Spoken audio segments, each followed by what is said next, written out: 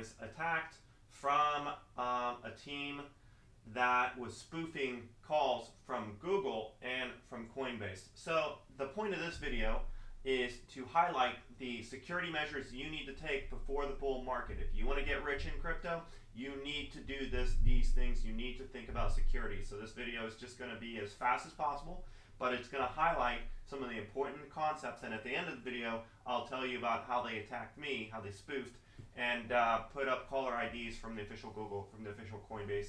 But luckily, I know these things, and I even watched the security video and included in our tier channels just a couple of weeks ago. So I was actually primed for this kind of attack.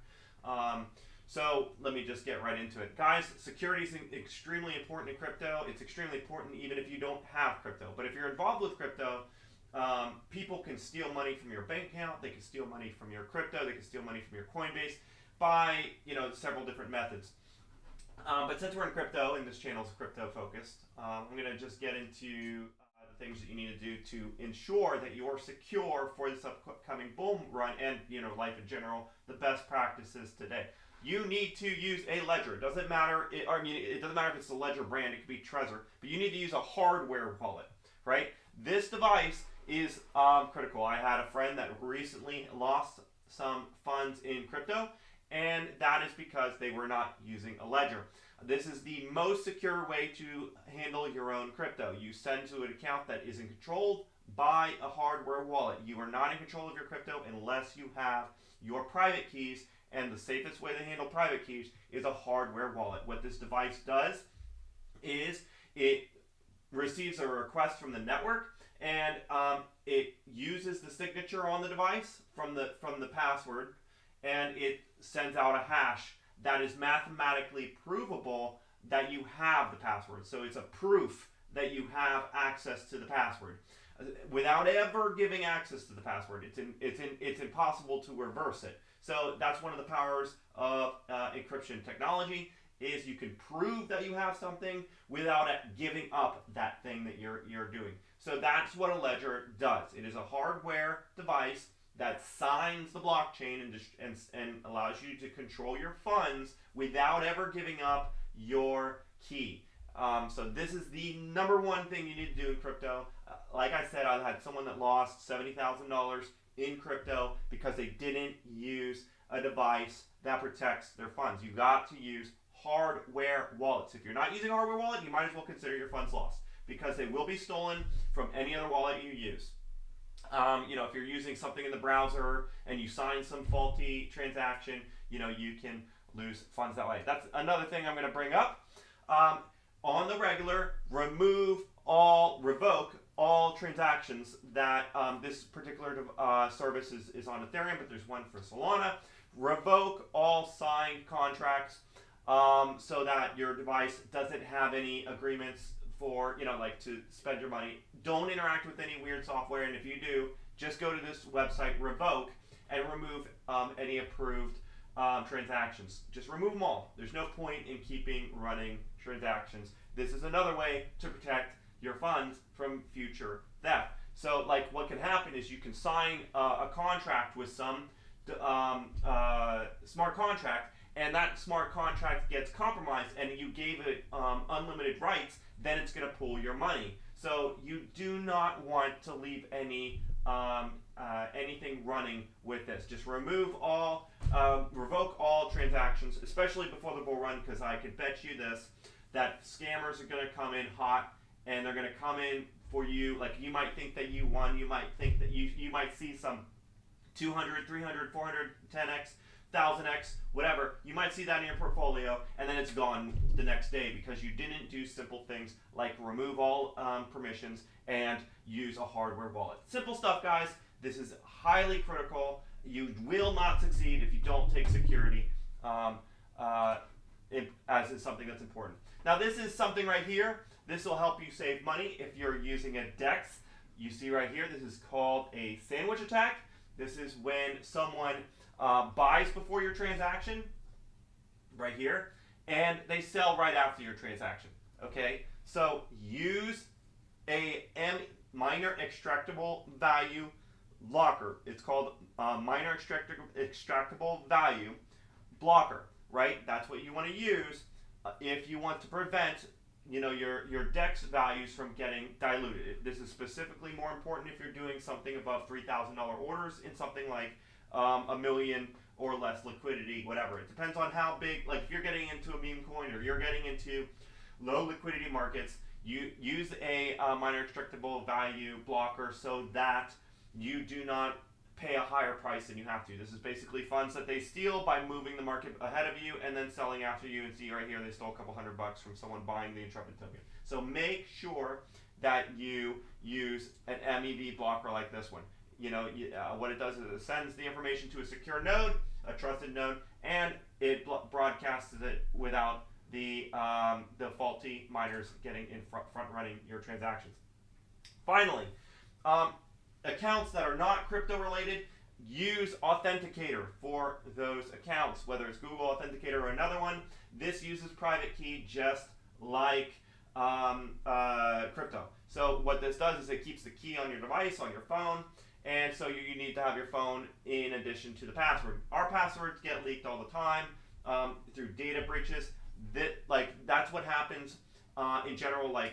So that's why you got to change your passwords all the time. We change our passwords all the time. So in general, there's data leaks all the time from various services. If you use a password anywhere, there's likely a data leak with that company because it happens all the time. So use Authenticator, two-factor authentication, private key on your device, and what you can do is every once in a while, once a year or so, take it off and then re-put it on, and that's a new private key associated with that particular authentication device. Do not use two-factor authentication with SMS. Sending it through the text, through the phone, is not safe because they can see, hackers can see your phone's transactions. They can see your text, that they can get it routed to their devices so they can see that. And so they can, if anything's sent to your device and they're trying to get into it, they can see that. So that is not a secure method. Use this two-factor authentication, especially with anything that's of high value. You need to use this. And another thing, so what attack happened to me? This is a picture of a spoofed number, Bank of America, whatever. This is an example. This is exactly how it happens. You'll see a caller ID that looks official. Now let's take a look at mine. So this is exactly what happened. Someone called from Google. I answered the phone. The person did not sound Indian. They sounded white. They sounded professional. They knew what they were talking about. They knew where I was.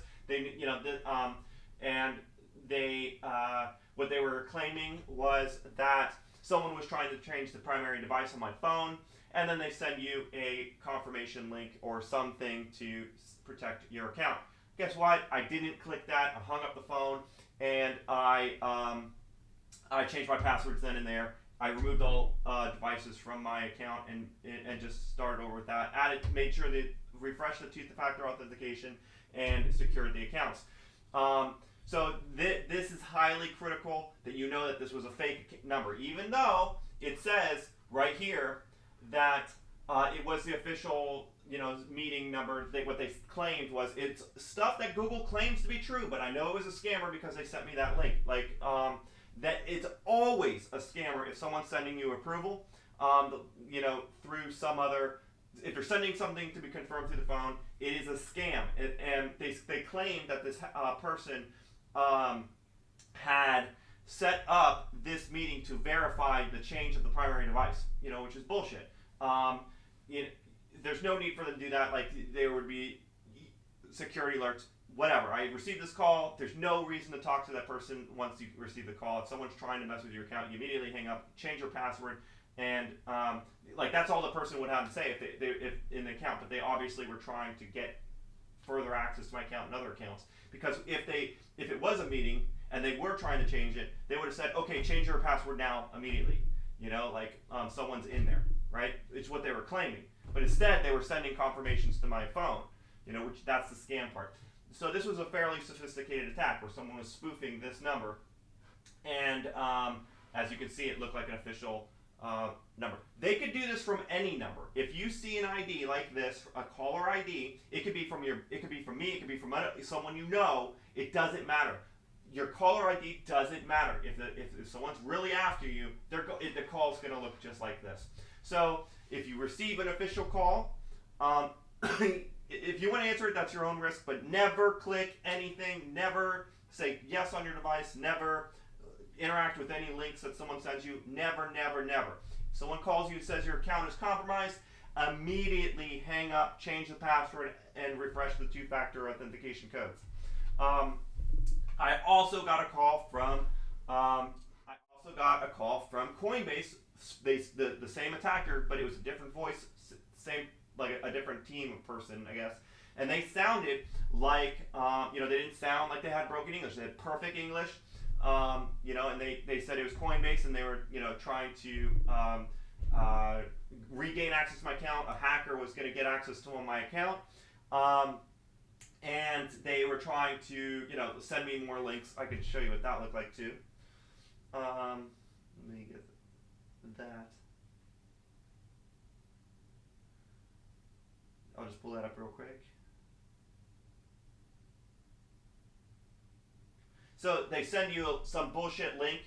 It just, I don't want you to see too much information there, but there's nothing on there that's really private. But, they said you have a verification portal and some case ID and bullshit like that. Once again, I didn't click links. I'm never going to. Answer at your own risk. But if someone does call you from what looks like an official account, you say, okay, goodbye, just hang up immediately, change your passwords, change your two-factor authentication, and add all security measures that you can. Because you can never know that it's a safe account, even if the number looks real. That's the point of this video, is to run through all these security measures. Make sure you're safe. Crypto's about to run, or maybe it is, I don't know. I'm starting to get optimistic that we may actually see crypto perform, especially if the election results look like it's going to be for candidates that are pro-crypto. We might see a crypto run, and if we get bullish in the country again, things start looking exciting again, and we start getting that upward trajectory. With success comes risks, because once crypto runs, once crypto goes up 1,000x, you're a bigger cash prize, and they will do whatever they need to start hacking and trying to find any weakness, which is you, the person. The person is a weakness. So always do these things I talked about: security, or you're going to fail. It's just that simple. It's either you take security serious or you're going to fail. I wish you all the best. Don't allow someone like this. These guys almost had me because for a moment, seeing an official Google account.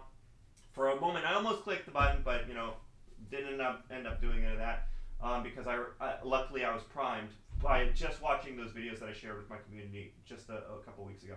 So make sure there's no such thing as an official call. Never click a link. Never click anything through a phone, and always stay safe. All right, later, guys.